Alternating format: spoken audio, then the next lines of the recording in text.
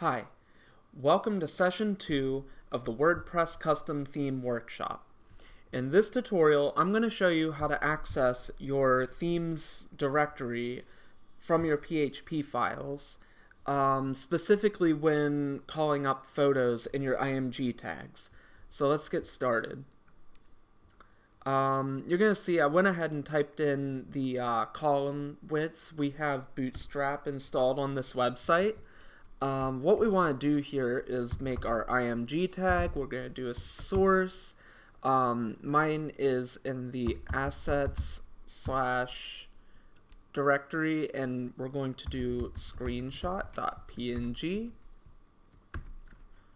We don't really need any alt text at this moment, and we're going to go ahead and add a column 6 float left to this.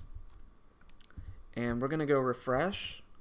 You'll see we actually don't have our photo here, and there's nothing wrong with the path that we gave it, but these PHP files, once we've installed WordPress, are not able to access the exact theme directory that it needs to get this photo.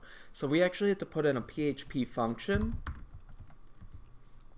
and at the end of the function, it's very important that we put in a slash. People forget this part all the time.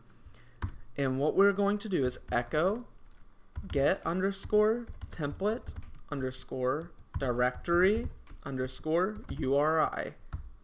We're going to put in our parentheses for the function, and I always close it out with a semicolon. And there's our photo. And that's all there is to getting your the template directory for your photos. It's a pretty quick process. I typically either copy and paste this and save this somewhere, or sometimes your text editor will remember this. So like if you've used it a few times, it'll start giving you like the recommend drop box. So that's kind of nice, so you don't have to type this out every time. But you will be using this a lot for photos that you have preloaded into your template. And that's all there is.